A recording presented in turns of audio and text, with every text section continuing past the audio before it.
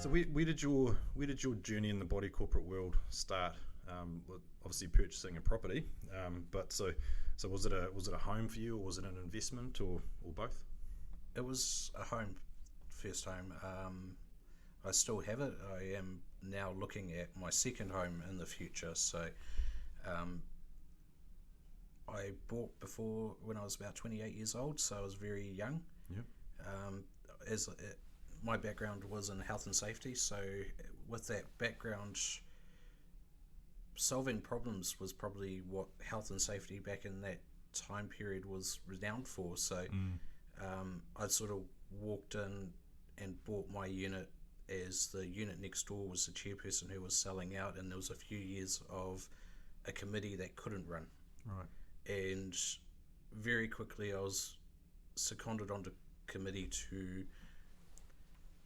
to help fix the problems. And one of the biggest problems we had was that we listened to the first bit of advice every brand new body corporate gets, which is don't worry about saving money because you got time to do it later on. And then 10 years rocks around and there's no money in the account and you're trying to paint a building or a whole lot of duplexes, and the health and safety legislation had changed at that time. So it was around about 2015, and all of a sudden all the painters that could have done the job at a reasonable price that we all expected were going, no, you need scaffolding, and scaffolding was in demand, and all of a sudden prices were going up through the roof, and it was sort of like hands-on management of how do we get ourselves out of this problem that nobody forecasted and nobody asked questions and nobody actually did any work on for 7 years before painting. Right. So what was the appeal to you for buying into a body corporate? I would say the price of the property. It was a very good price at that time. Literally, it was a year after I'd returned from Hamilton, and I was looking at buying property in Hamilton. There was sort of like a bit of a family emergency where Dad ended up in hospital. It turned out to not really be an emergency, but there was a lot of thinking at that time of, did I want to stay out of Auckland or did I want to stay in Auckland? And Auckland was home. So buying that property was the best thing I could buy at that time for the money I spent. Being 3-bedroom unit.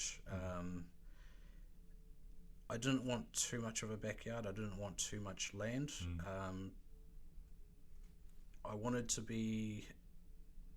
ended up buying out in Papatoe Mangere, so I didn't want to go all the way down to Papakura. I didn't want to be, I wanted to be as far north as I could, and that was the best buy I could find for under 350,000 at that time. Oh, crikey. Those prices seem a long way back now, don't they? I still got a bargain on that too. Is that right? Well, good on you. Let's say you make your money when you buy your property, Definitely. It's interesting when you... Yes, so that was where my journey started, was buying a unit and learning about the problems that the unit had, because I was in a construction civil role around health and safety. It was, talking to tradespeople was a natural gift of the gab. When you're walking, we're talking before Health and Safety Act, your skill set of walking onto a site is you've got to convince everyone you're their best friend, or else you're going to get nailed to the wall. That's right. Or buried in the foundations of the building if you they were the dark days of health and safety. So it sounds like something to do with the mafia.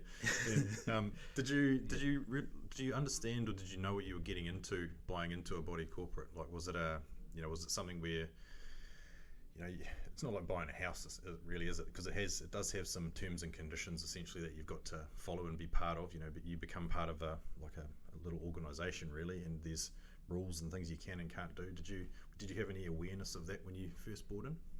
Yes, I'm actually quite surprised when you talk to other people that have bought in body corporates. I had a lawyer who actually sat me down for an hour and a half and explained what body corporates was. This was back in 2009. And I've met 2 other people that have had that sort of engagement from a lawyer. So they sort of went, this is a body corporate property.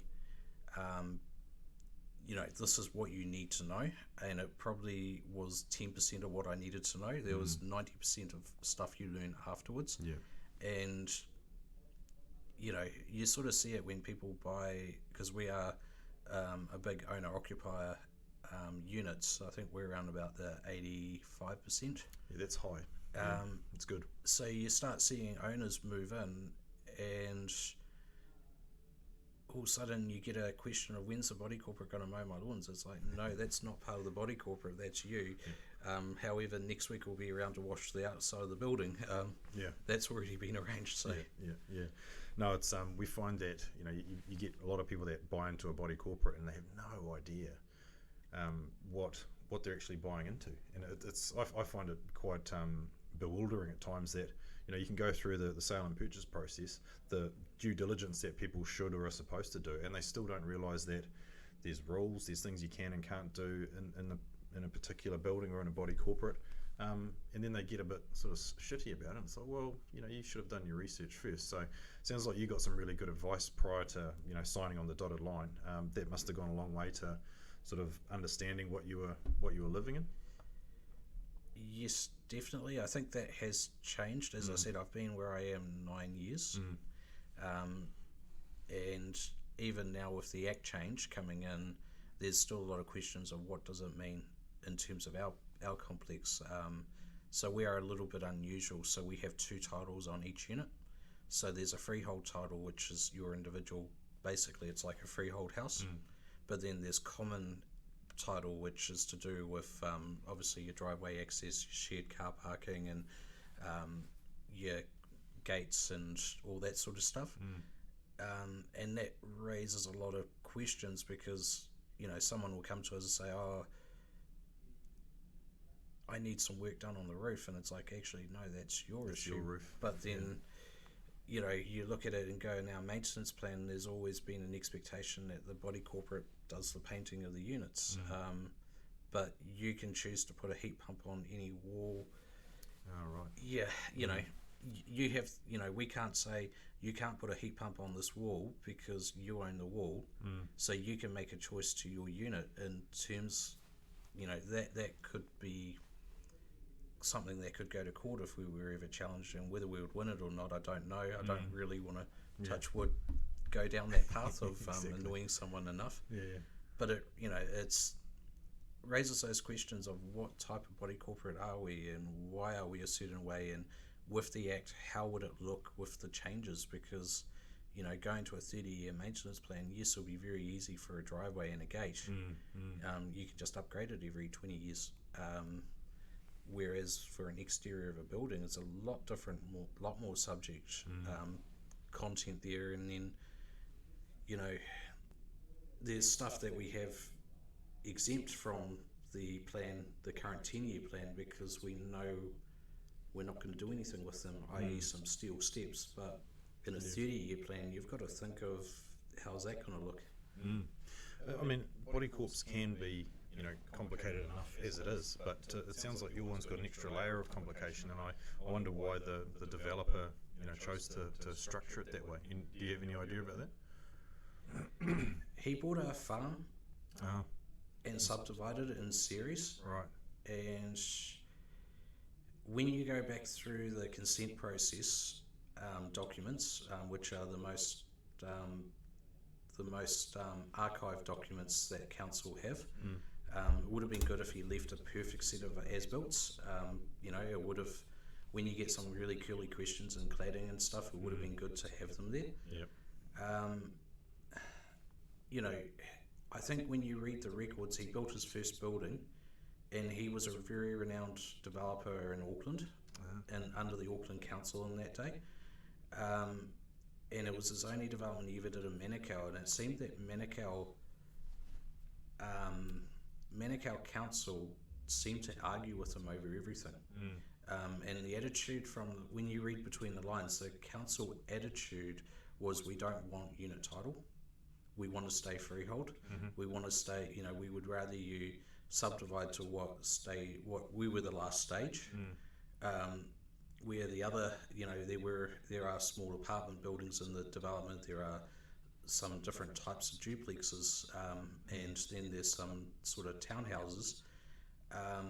They're all under unit title completely, whereas ours was a different one, and I think it might have just been enough the head banging from developing it that he just went, okay, I'm going to make it easier on the last stage, get out of town, and I'm never coming back to Manukau. Right.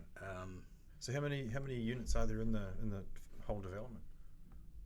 120 would be in the whole development. It's a decent size, eh? Yep. Yeah, okay. And at what point did you decide that you wanted to get involved with the committee? It was probably a year after I moved in, and it was, I was probably asking the questions that a lot of other people were asking, and it was, at that time, it was, how do we connect to the gate intercom? Oh, yeah. And it's one that's really annoyed me, because I spent quite a bit of time asking questions, getting no answers, so I took it and resolved the problem and created a process, and then everyone else moved in behind me and didn't follow the process. Oh, right. And it's been like head banging against the wall, so now it's we've decommissioned the gate, so that means the intercom no longer is a problem. Well, that's one way to solve the problem. But then, the week we decommissioned the gate, there was shootings in South Auckland, It's been very recent, so there was a few people going, hang on, maybe we should put the gate back into commission, and it was like, okay, you go, yep, you want to do it, you go do it, I'm going to stay out of it this time. Yeah. So did you go straight into the chairs role, or did you just sort of go onto the committee for a bit and then assume the chairs role? I went on to committee for probably 2 years, 18 months, and the chairperson at that time, so obviously the person that was chairing the committee left because he sold, someone else took over, and then they divorced. And there was a bit of a mess there, so I was probably, say, 18 months till I was officially the chairperson, from being on committee, but there was probably 9 months of that I was probably doing an honorary chair role, because you're seeing that things needed to be done, and I just did them, but I probably didn't have the title, and that's probably why now that I'm at a stage that I'm ready to move on from the chair and to do other things in our committee, people are going, no, we don't want you to move from chair, because you're sort of gone above and beyond and done more than what anyone else would have done. Yeah. And so when you took on the role, did you have any idea what you were getting yourself into? Because there's a lot of work to do as a body corporate chair, and a lot of it goes unnoticed and sort of unrecognised at times. It can be quite a thankless job. But did you sort of, when you got voted on, and then you started your tenure, did you sort of think, oh, shit, what do I actually do? Where do I start? And who do I go to? No, everything got thrown at me. So I sort of learned in the school of hard knocks. You sort of go, okay, we know we're going to paint the building at a certain time, but simple things of when, as I said, we got our development, but on the other side of our development is our Kaiangaroa development, and there was a time where they had a tenant that was causing a lot of problems, and they must have worked for an egg factory, because they were Friday nights they were throwing eggs at our some units. chickens out the back. They'll have a big party and start throwing eggs around. Literally, like, there was probably the big trays of eggs. There was like 3 of those would be thrown over onto people's houses. So there's a lot of dealing with the police for that one. And Kaiangaroa, and also the tenants and landlords, and getting it cleaned, and you're becoming like the conflict negotiator. It's like almost like the movies where the prison, you're going in to negotiate the prison issues or the bank robbery, release the hostages and it will be okay. Well, you think in those cases, it would require a whole bunch of people to get involved and become quite an issue. But for the case of throw an egg, it becomes bloody difficult to to actually deal with, and it wastes a lot of time. For the sake of that, especially if it was in summer and it kind of baked onto the side of the building. And I've seen the eggs being thrown at buildings many times, and it's bloody hard to get off, especially the yolk. That was probably 5 years ago, and the the egg yolk is still coming through the paint. Oh wow! We've painted some of those walls a couple of times now, and you still see the egg. Bloody hell! Bloody hell! So when you took on the role of chair, like what sort of surprised you most?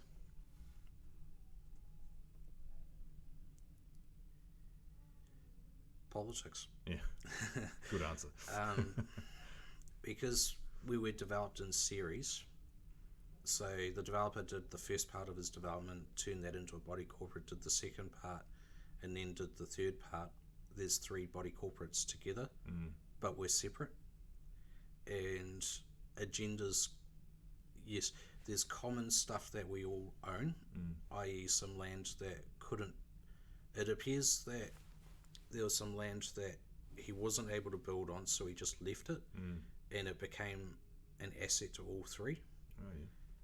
But the problem is, when you have 3 committees having to make a decision on how to maintain this land, you got 3 different ideas, you got 3 different focuses, and getting that agreement is quite hard. We had a tree that fell over, and we had a tradesperson, a tree guy lined up that could run out there and deal with the tree. And one of the chair people just stonewalled us until we agreed to accept his person that he used. As a mate. His mate, yeah. Yep. And his mate was twice the price. Yep. And it was literally, as I said, this tree literally fell over in a big storm. It needed to be moved because we have this property before it becomes council property, and there's an egress, so council couldn't access their property for maintenance. So we had to move this tree, and it was like, well, it was emergency work. We had to do it in a week. But then, you sort of go, okay, here's a company we just had, someone had them in, recommended them. They did quite an okay job. They had a good price. They were prepared to come back the next week and do this job.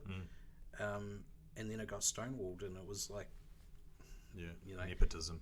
Someone as a mate. I've come across that a lot over the years. When you go out and get 2 or 3 quotes for something, and you present them, and there's always someone that will say, "Well, I've got a mate that could do it for cheaper than that." And you say, "Well, that's fine. Go and get a quote from your mate, and throw it into the ring." Yep. But then that drags on because we had our 3 quotes ready to go. That person had to go and talk to their mate, and then the quote wasn't forthcoming for a month, so it delays the job. Then when the quote does come in, it's actually not cheaper, so then they say, "Oh, well, we'll just go with your quote." And it's like, thanks for wasting our time. Sounds like you had a similar sort of issue there. Yeah.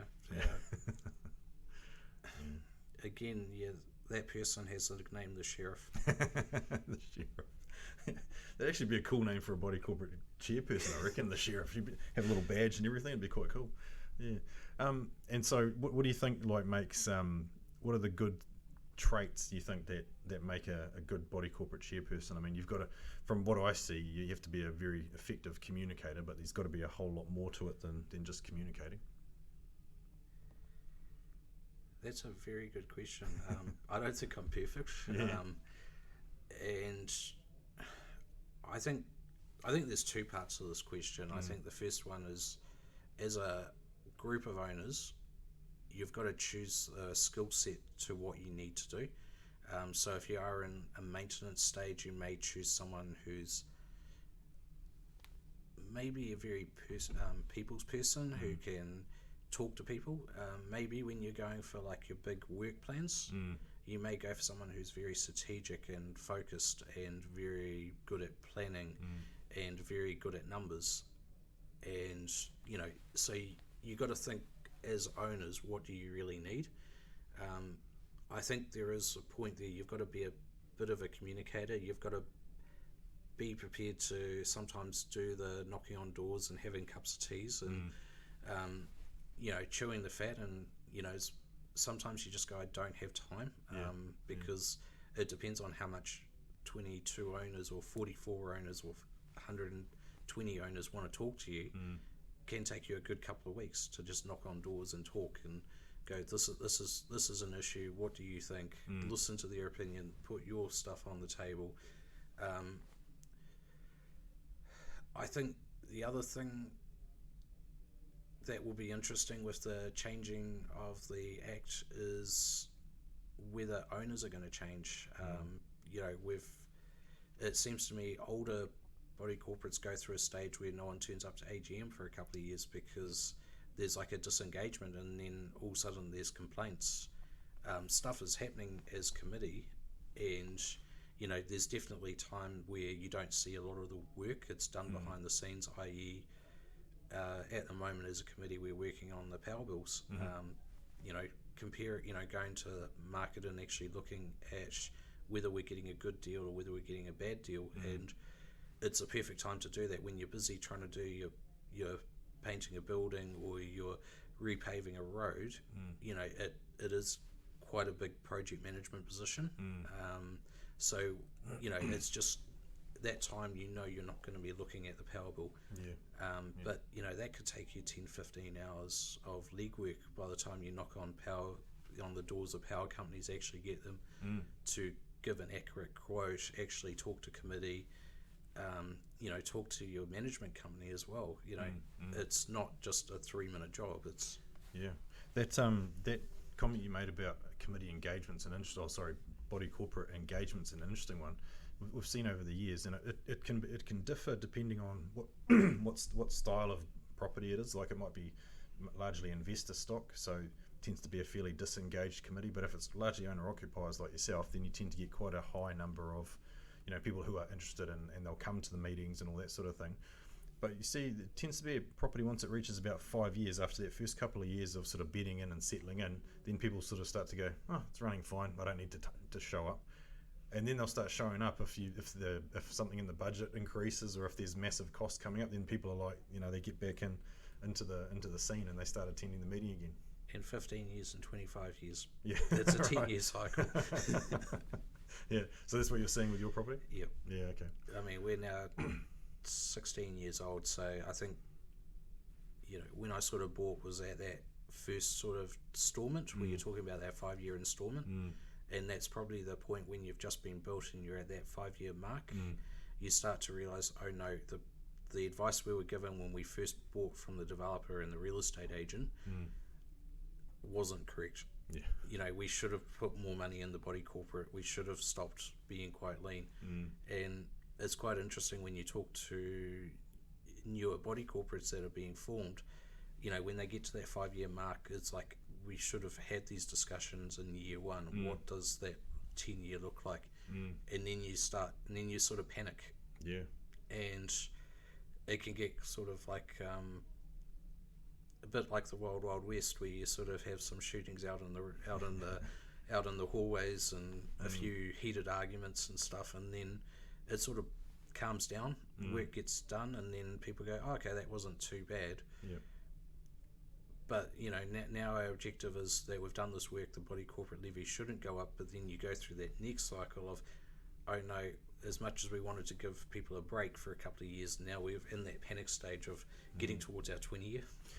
And there's that thing that happens all too often, is that the first year budget is they call the developer's budget, to sell these units. It ends up being quite lean, rather skinny, and then the real costs kick in year 2, and the fees more than often they do go up. Sometimes I've seen them double, and that's a scary thing for owners who have bought in thinking they only have to pay a few thousand a year. Then all of a sudden they've got to pay double that, and they're thinking, what the hell's going on here? I think those development budgets need to be a lot more realistic,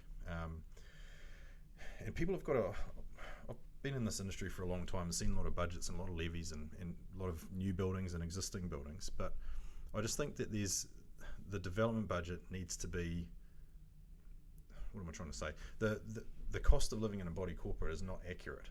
It's generally a lot higher than what's perceived in the first year or so. But I think they do it to try and dangle this. Look how cheap it is, and it's all going to be great. But then once you get into year 2, then man, the cost can often skyrocket. Yeah. I mean, we just had our AGM, our second AGM, because the first one no one turned up. Right. So you didn't get a quorum. So we didn't get a quorum. So the second one we had a quorum, which was that was probably reality because I also forgot about it. So that's my first one. I've ever forgotten about it. I've turned up to everyone else. Yeah. And yeah, it was interesting because we put that question onto our body corporate management company, because we're looking at the cost. The manager always says every year you need to put your cost up, and we try to run it as lean as possible. But we've got to put the cost up. And the question was put onto them by a new owner this year. In comparison of type of property we are, how do we pitch towards all your other clients of similar property? And the feedback we got from that company was we're probably half, 50% cheaper than everyone else. Yeah. So now there's some real questions on why are we 50% cheaper? Are we too lean? And do we need to add some more fat to our budgets, or are we being realistic? And that will be the next 12 months of this year's committee would be asking those questions, which is why the power bill's being reviewed. And hopefully the insurance brokers are seeing this, because we really need help for insurance brokers, because when you look at the insurance bill, they're always big. Well, that really skyrocketed when after the Christchurch earthquakes. Insurance was just sort of cruising along, and then the earthquakes happened, and then boom, the bloody the rates went up massively. And there's been a few other things since then that have escalated too. I mean, you just look at inflation in the past year. It's a rare thing for a body corporate to be able to hold their budget from this year to last year. It's and even going into next year possibly the same. It's a tough one, but I just think that you look at body corporates or similar setups in other countries, and people pay a lot more to live in apartments in other countries. They generally are part of bigger buildings or complexes, but they get a lot more service for it too. And I think New Zealand's kind of been this the old "she'll be right" smell of an oily rag type thing, and and partly that affects our industry a bit too, because I guess the perception of a building manager at times tends to be, well, especially when we first got into it, it was like the old bloke, retired bloke on the end of a broom or on the end of a lawnmower. And we all sort of started out there, but we always sort of thought there must be a way to professionalise this and raise the bar. And we've done that over the years, obviously, but yeah, it's just seen as a not a very sort of I guess we'll professionalise the industry in some ways, because there's a lot more people doing what we do now, which is great. But yeah, I think that there's a lot of room, a lot of work to do in the body corporate environment to make sure that that people are paying for, getting what they pay for, and they're getting value for money. And I think that's pretty key, especially when people like yourselves are administering these body corporates, and because you've got to be accountable to your residents, right? It's a big part of the job. Yeah, definitely, and I think that's also what's probably the biggest question, is because it's interesting when you look at what's happening in the property market in Auckland at the moment. Stuff that would have sold, there's always been cheaper units, and they've always existed. Just probably 2 years ago, the common buyer wouldn't see them, because they would have been, real estate agent would have gone to his mates, I've got a listing coming up, 700,000. It wouldn't be public, it would have just been sold off market. Right. Versus some locations, especially when you start heading south, is a lot of people don't buy body corporates, and they don't understand it. They are fearful of it. It's not what they want to buy. And it becomes really hard for those ones to sell, because it becomes the investor, but they get advertised. So when you look at it, there's probably always 3 or 4 areas that will be in the market, that will be listed on the Trade Me's. What's interesting the last few weeks is there's now stuff in Grey Lynn that's coming into the market around about 650,000 as a 3-bedroom duplex. It has no outdoor footprint, so it's basically the small square footage going up. So definitely land-wise, it has a small value. When I went back through I just googled the address into the council records and do a bit of a investigation. Those sorts of properties, the value of it was actually cheaper than mine, and it was probably the first time I've seen something comparable to mine that was $200,000 cheaper. This had a sale price at 640, and the council valued it at 550. Whether that was leaky building or not, I didn't investigate it, but at 640 for a 3-bedroom in Greylin. Yeah. Is it like a Kiwi build, or is it a dream come true? Is it something too good to be true? I think we're starting to see some of that stuff come up. I think we're noticing the property market has changed. A lot of investors aren't buying existing; they're buying new because that's where the legislation's telling them to buy. So in theory, it's the first home buyers that are probably coming into some of the body corporate scene now. Especially if you got 640, you want to buy in Greylin. Fantastic opportunity. We're seeing that a lot with new buildings, and especially through a couple of well-known developers that they are pitching part of their development at the first home buyer market. That's great. And there's a bit of Kiwi build going on as well. But I think I just wanted to pick up on something you said there about you mentioned as you head south, and one thing I've always found about the body corporate industry, and I'm not trying to be controversial or derogatory or anything, but I've always sort of noticed that it's a pretty it's dominated largely by white Europeans, Kiwis. There's also a lot of say Chinese and then Indians. There's not a lot of Pacific Islanders or Māori that are into buying apartments. I'm not saying there's none, but if you look at representation on around all these different buildings, it's kind of all very much it seems to be a very European thing. Have you sort of come across that at all? Yes. Yeah. Definitely when I was buying in the first home, I did see several body corporates, and there is definitely a type of person, and I think that's something I don't want to say too much about because it has been in the media quite recently. But I think the elephant in the room is with whatever house is a house or whatever home is a home, there's always going to be people that buy certain types of properties, and I think that's probably where when you build, you're building to a certain type of person, and that's probably the harder thing. I mean,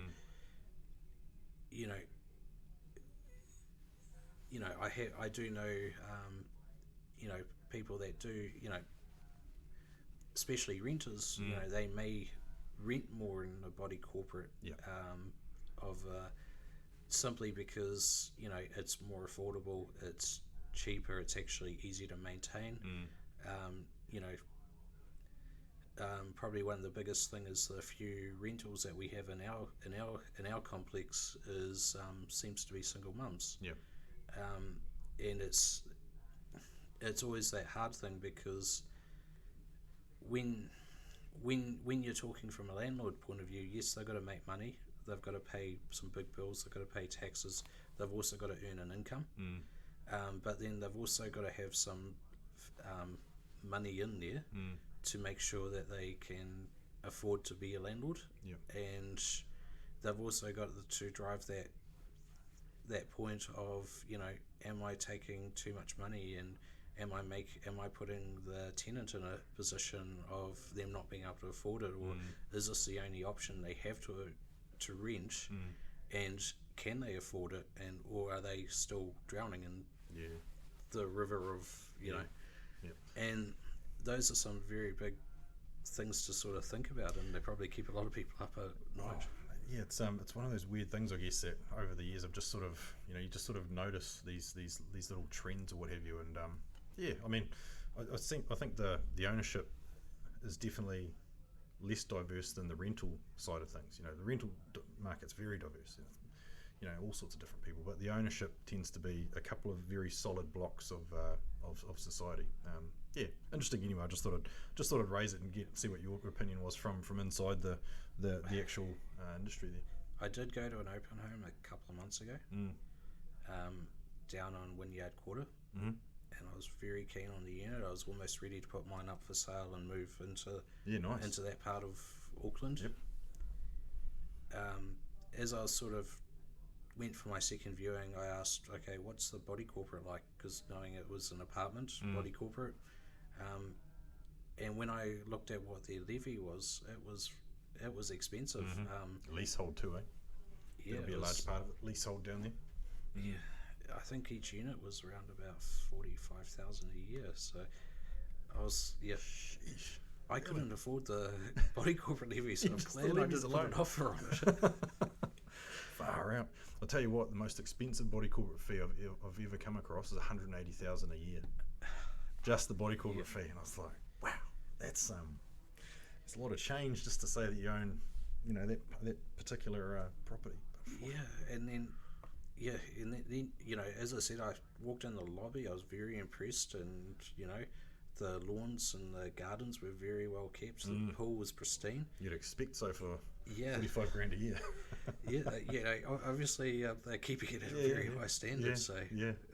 Goes back to our previous discussion. Oh, that's right. It sure does. It's like a filter, I guess, in a lot of ways, and it's a certain type of person that can afford to live in apartments, because they're not cheap to live in. Like, they do have some costs that are slightly different to living in houses and stuff, but there's a lot of positives about living in apartments. I think we used to live in them back when we first started managing buildings. We used to love it because it was a lot less maintenance. Even though we were the building manager, you could appreciate living there just as a resident or an owner. But a lot of it is sort of lock and leave, and you've got management that takes care of this and that, and things get done, and there are some downsides to it, but I think largely it's a really positive sort of industry to be part of and to live in, especially around like community engagement and that sort of thing. If you've got a really good bunch of owner occupiers, like it sounds like you guys have, then that goes a long way to building, like, you almost become your own little village, really, don't you? Yep, definitely. But I think in design point, and it took me 3 years to realise this, from owning in that first building, and I know the second building has it, is that you really do need the gyms, you really do need the common space, you need like a room. You almost need to be thinking like Coronation Street, where there's a pub on the end of the corner. Oh, that'd be good. And it's not so everyone can get trashed. Yeah.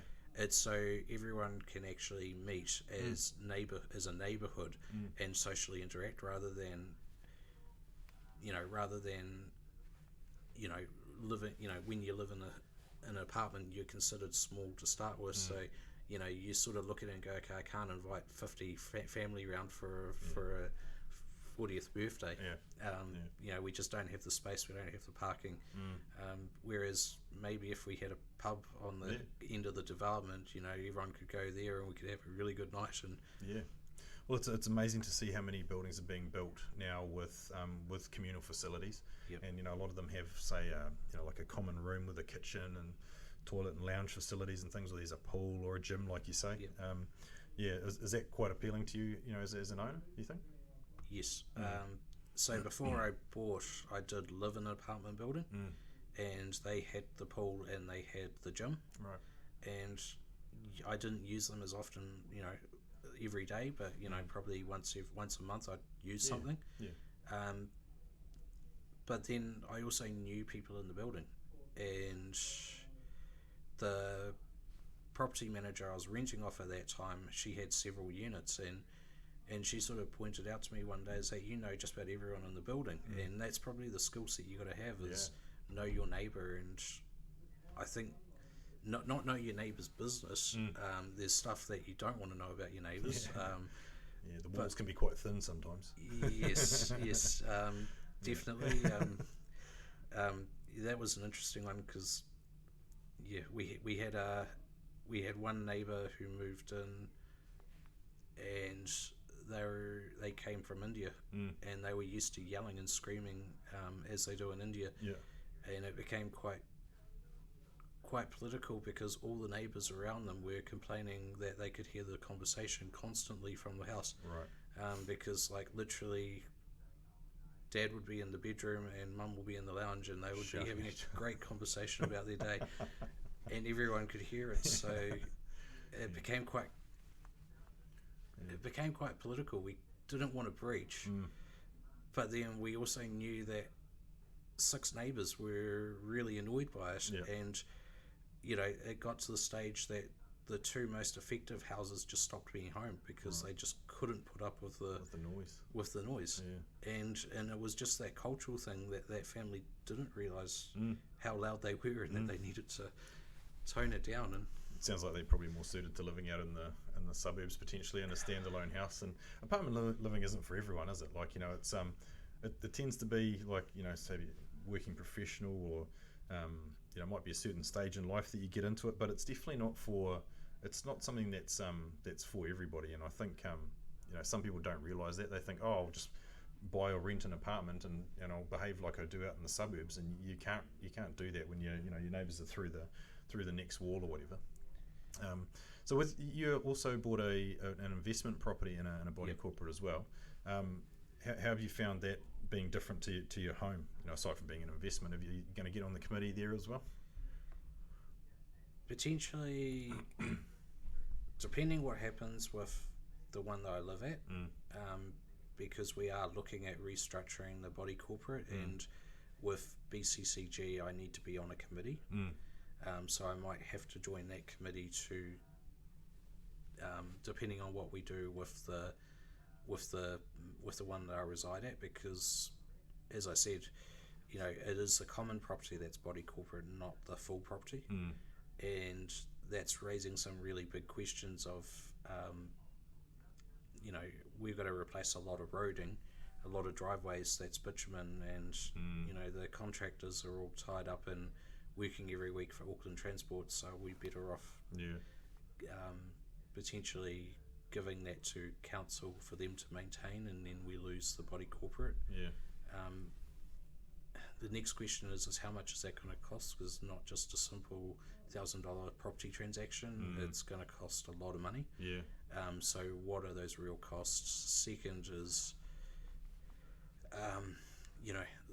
is it actually going to be a benefit? Is it going to make the roses better on the other side than what we're looking at now?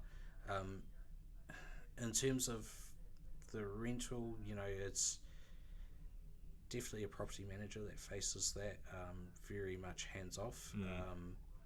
I do attend the AGM and just sort of stay quiet in the corner and not tell them what I've solved in my residential one. Just in case I get coerced into something. So I guarantee it, as soon as you said, they'll be like, hey mate, come on the committee, you can be the chair, and everyone will sit on their hands except when they vote you in. Yeah, definitely. And as I said, I'm sort of thinking now, but maybe hopefully they don't watch this video. That's all good. I'm glad you mentioned BCCG, by the way, because obviously that's something that Active has supported since its inception. We were sort of before BCCG started in Auckland, we went down to Wellington to meet with the guy running it down there, because we were quite interested in the concept, and I thought, shit, no one's doing that up here.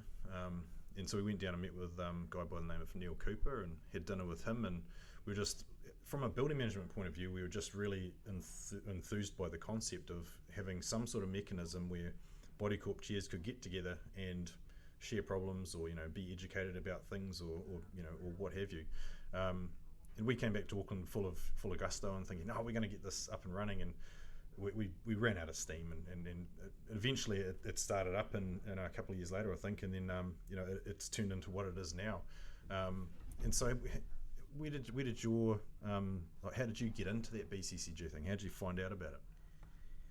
When I first joined, I was probably yelling at my body corporate manager at that time, who's now left the company. Right.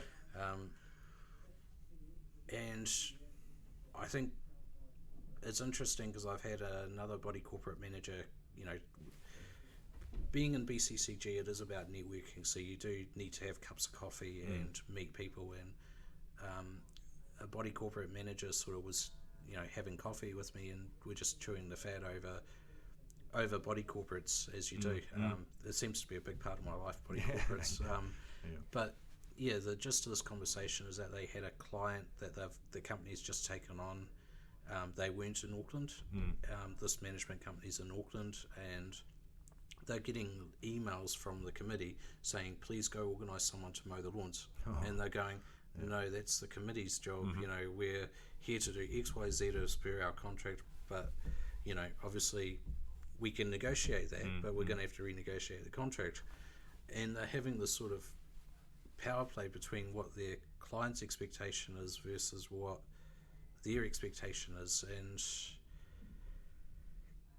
sort of coming back to it, it comes back to, you know, that sort of networking, you know, that expectation. And for me, I was yelling at a body corporate manager going, how come no one's here to tell me what to do as a chairperson? Why is there no support? And they just went, you know, in the heat of the argument on the phone, they go, well, why don't you go join BCCG? And it was like, what's BCCG? Go Google it. I bet you there's a number of people who have been put onto the BCCG in that exact same fashion, right? Because it's one of those organisations that really does fly below the radar, and unless you're in the body corporate industry, you'd never know what it is or what it's about.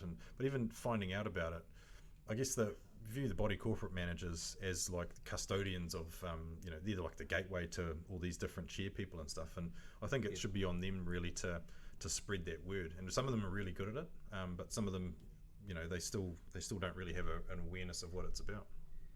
Yeah, I'd definitely say that. But saying that as well, I think the commonality of BCCG is quite broad. Like, you know, I've been involved in there for 3 years, first year on the committee, and the thing I've learned in the last few weeks and into this first year of committee is it's not just simple. You know, we're talking like census people. I love census living in a body corporate because the gate's closed. They can't get to me. You know, now I value doing census and I go out of my way, but there was a time when I was in my early 30s, I really didn't want to do a census. And it was great. The gate was closed. I was working night shift. I could avoid them. And also book a trip to Australia that week. Yeah, that's right. And, you know, that's one of the commonality things is how do the census people going to go into these buildings, and that has actually been an issue that a lot of people could avoid them. And in a way, I'm glad I bought body corporate when I was at that part of my life. Now I look at things a lot more growing up and go, yeah, actually I need to ink the paper. I need to be a statistic in where I am, because, you know, I need the hospital to have enough money for if I need, you know, to care for me, have enough doctors, enough nurses. Right. We've all got our duty to contribute to the national statistics, eh? And I mean, that's always a problem. Like usually around census time, they get in touch with ourselves and say, "Look, which buildings do you manage, and can we get access?" We're like, "Yeah, sure." You know, it's we'll provide you access and that. But the other one is those bloody phone books. I mean, no one gets a phone book anymore, but the delivery of, you know, a couple hundred phone books to your property annually is stacked. And they're left at the front gate, and it's like, okay, let's just pull the recycling bin over. Yeah, they all become like footstools or fire starters or something. Great for guy folks. Yeah, exactly. Fire starter, bonfire. Yeah. So what are you hoping to get out of being part of the BCCG? Definitely, I want to see the demographic of chairperson change. Because right now I'm at that honeymoon stage where I'm meeting a lot of people, and a lot of committees are very old, are a lot older than me. I mean, I'm not 40 yet. I was just 30 when I first started getting involved in body corporates. So, you know,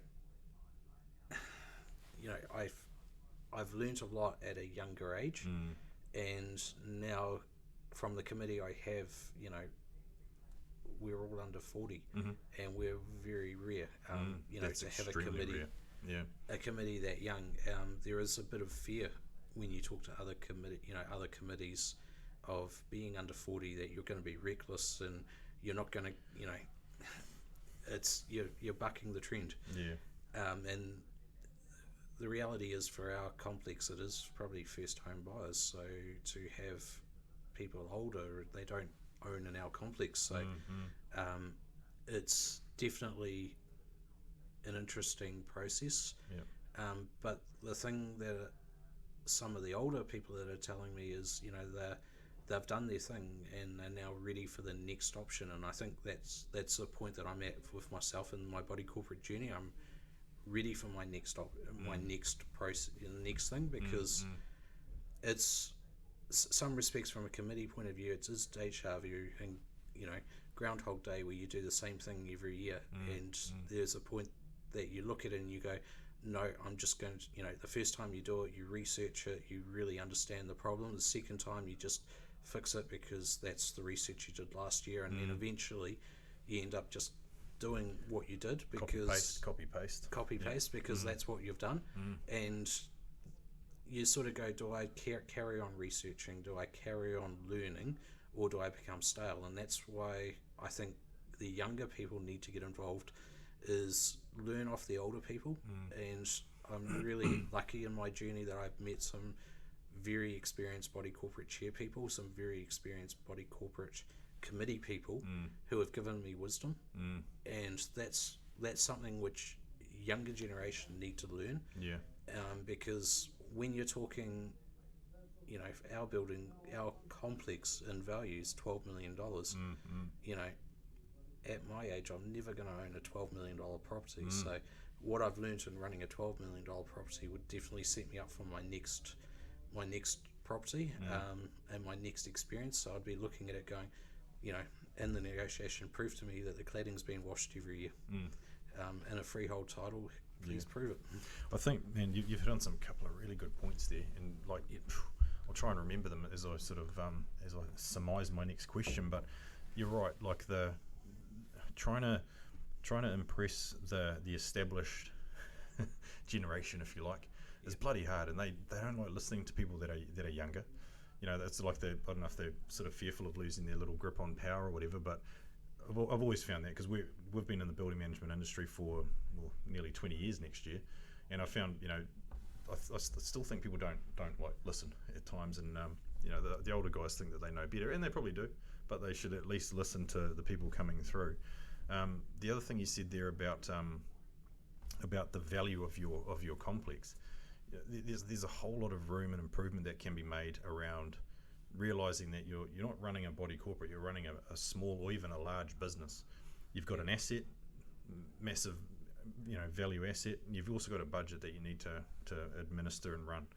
So the more people that can think of them from a commercial perspective and actually run a body corporate like a business, co-opt people in when they need to, delegate certain tasks to like specialists on their committee, have committees that have like we were talking about it the other day, have a succession type plan, so that you can't have a total clean out of a committee, but every year someone might drop off and a new person might come on or something like that, and just keep things rolling. The retention of knowledge. There's a whole lot of things that I reckon that can be done to really improve the body corporate, the committee side of things. And I think, man, a couple of things you've said there are really, really good, and I hope you get some traction with them. Hopefully, as I said, just sort of hearing back what you'd said, a few years ago I did try to get a social committee off the ground. It did sort of fall on its head, it didn't take off, but I think that's probably, if I did give that wisdom to the apartment building, it could be a good way to get 2 or 3 younger people into a complex, and to get them, start to mentor them into a committee role, where it's a case of organising a Guy Fawkes night, because they're always the most annoying nights when people are letting off fireworks, and when it's on all sides of the building, because no one, I think at some points you've got to say, hey, we're just going to make a common space available. Why don't you come down, bring a plate, let off some fireworks, we're going to have a night for the building, just don't bring 30 friends, but exactly. And sometimes you've got to do that and sort of say, look, be a little bit informal, put it on the Facebook page. But I think that's probably where the younger person could start, is how do we create that engagement? Okay, fireworks night's actually quite easy. You know, everyone came, they set it off.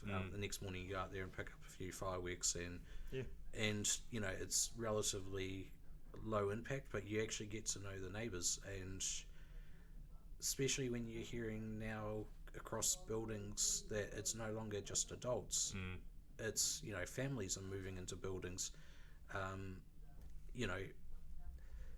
There's there's expectations there of maybe some of the parents would like to get together and have the kids down at the park and to play, and especially in South Auckland, where we are, we have a bit of grass between buildings that can become dodgy, and the best security mechanism I've found is running kids between 3 o'clock and 7 o'clock in the summertime. Yep. Because everyone that comes down to do stuff in the cars looks and goes, there's 10 kids running around in that field, I'm going to another quiet street. Yeah, that's right.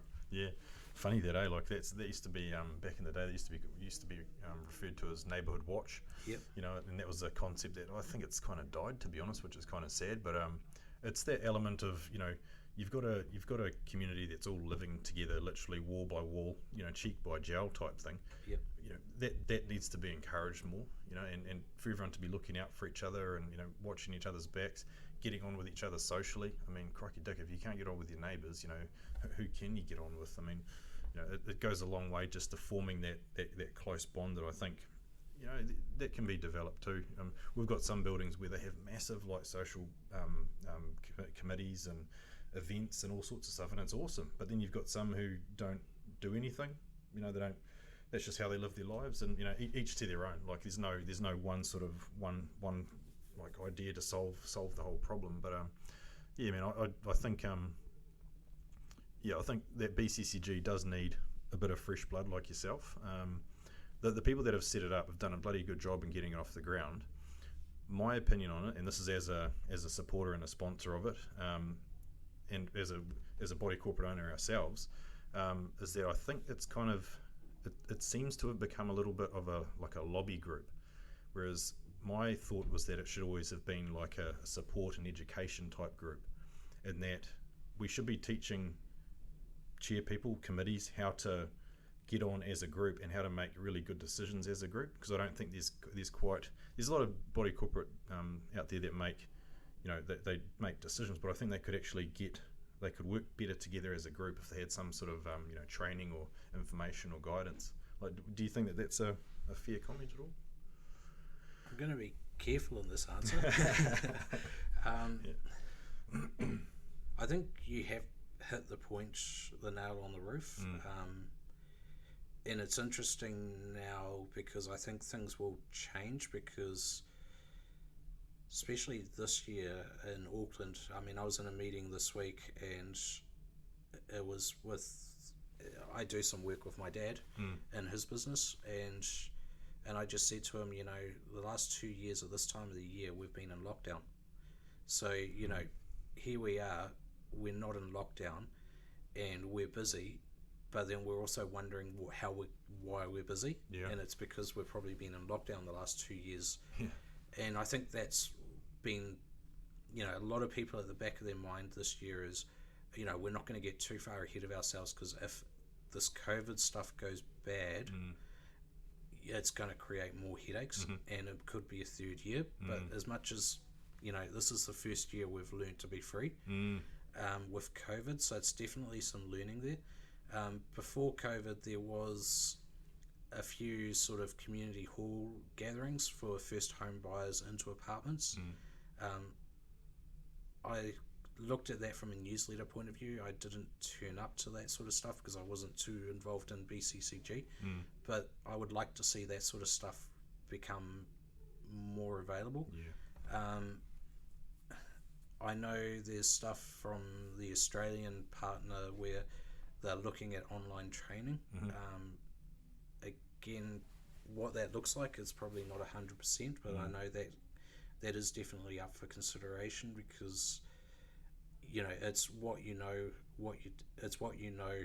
and what you don't know is what's important. What I've also found quite recently in my learning is that there's actually a certificate in being a body corporate committee member. Oh wow! In Australia or in New Zealand? In New Zealand. Huh. It's an online course that it's about 4 months mentoring for a committee. Mate, that's gold. Like that's something that everyone should do. Yeah. As I said, it was a chairperson that I had coffee. You know, I'd been talking to a chairperson, and they're one of the few committees in Auckland that have 100% saturation of that. You know, all their committee members have that certificate. That should be a case study. Like they should do a case study on how they went from being, prior to that qualification to after, and just see what the difference is and how their body corporates run. I bet there'd be a huge change there, and just decision making and the ability for them to work together.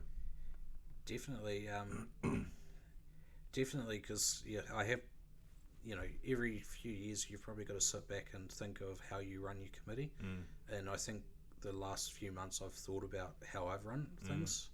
And I've sort of put it into the motion that if someone else wanted to have a go, I'd be happy to not. I wouldn't be the unhappy person. No, you voted me out. Everyone's going to fail. I would rather be the guide on the side, and that was where I came from in my reflection. Was how do I need to restructure? Because when I first came in as a chairperson in a committee, I was writing manuals left, right, and centre, and now I look at these manuals and they're out of date. And I go, I know no one's read these manuals, so why am I going to update them? And, they're not the right effective means of communication. Maybe in this day and age, maybe I would consider using cameras, filming bits and pieces and having a help to guide. Again, it's sort of a hard one because I know the management company, they have their systems and processes, so they manage our communication, and that's been a hard one because we don't have a Facebook page for our community. So sometimes it could take 2 days to get an email out, and you're sort of going, gee, with with a WordPress site and MailChimp, I could send a message out in 2 minutes. But I've got to. That's probably how it is done, through some sort of MailChimp system or through an email system. But I've got to send it to my body corporate manager, who's then got to send it on to an administrator, who's then got to do an action, who's then got to press send, and then it's got to go into everyone's email box and then get read. That can take 2 days. And it can take weeks if they might be on holiday or something like that, and it gets lost in the thousands of other emails that they deal with. I hope we haven't had that issue, and touch wood, it won't happen, but it's the reality, and I think that's been something which that thought was definitely with Building Wash this year, because the guy rings me up and says, I'll be there tomorrow, and it's like, I don't have time. How on earth am I going to tell all these owners that there's Building Wash tomorrow? No. That's right. And and I imagine that's probably like with you is, you probably have contractors that are like, yep, we can do this tomorrow. And you're like, no, I need to go back and communicate with the committee. I need to then make sure the owners know. I've then got to make sure the building manager's there to unlock the door to let you in. And that's right. You've done your induction. Funnily enough, we do have the means to be able to communicate with people at very short notice, like through technology and stuff, but you still got to go through a process of, you've got to give people at least 24, 48 hours notice that something big's going to happen. So we never say, hey, everybody, your building's getting washed tomorrow. It'll be nice and clean when you get home. No, there's a process to go through. Hey, just before we wrap it up, because we've been talking for nearly an hour, over an hour. It's been good. Time flies. So you're a homeowner, you're a chairperson, you're an investor in body corporates, but you also have a business that sort of touches on the body corp industry as well. You want to chat about that for a bit? Yes, so definitely with Move Forward is the name of my business. So originally I designed the business to help chair people like myself. So those moments of when your boss is giving you lots of work and then you have body corporate stuff thrown on top of you, you pay $200 and someone can write a proposal for you. That's sort of what Move Forward was doing. It's been very hard traction in that motion, so I went a little bit sideways. Definitely, if people do need help in terms of proposals, do give me a call. But Trade Checker, which is launched in February and it's going for a relaunch in February next year. So basically it's background checking of tradespeople and contractors and management people. So it's not just, it's sort of like the employment process but from a business point of view. So it looks at the background check of their WorkSafe credentials, building certification. So if they're a Site 1 builder and they're doing registered work, then definitely you need to know that. If they're not that and you're doing registered building work in your project, you don't want them to work for you. Same with the background of the company is roughly what's the credit ratings like, what's the feedback of the business like, so getting all that information back to you. So it's it's the research that you should do but you don't do because you don't have time, so it's compiling it into a report to save you time but also to give you a little bit of knowledge. That's a great idea. I'll do a bit more research on that, especially the trade checker one. That's a great idea. I think that's something that we could probably support as well. To be honest, it's it's funny. It's like employing someone, or someone moving into a rental property. You do your background checks, your reference checks, and you guys are doing it on contractors, which is a bloody good idea. So well done on that. So mate, thanks for coming in. I appreciate your time and to have a chat and stuff. And I like the fact that you've got some forward thinking stuff going on there, and you're at the coalface in terms of being a chairperson and that, and being you're quite deep in the body corporate industry without actually probably knowing it or realising it. And it looks like you've got a lot to offer too. So I hope to cross paths with you again at some stage in the future. But it's been good just to have a chat about body corp things and get a bit of stuff off our chests, I'd imagine. It's almost like therapeutic counselling. It is. It's quite often what happens out of these discussions is people go, oh God, they feel like a counselling session, and quite often it's just talking about stuff, and it's it is quite therapeutic, and who knows what might come out of it. There might be some other ideas that come out of it, but appreciate your time, mate. Perfect, no problems, and it'll be good to do this again if you want to. Oh, absolutely, mate. We'll put you on the revisit list. Yep. Thanks, man.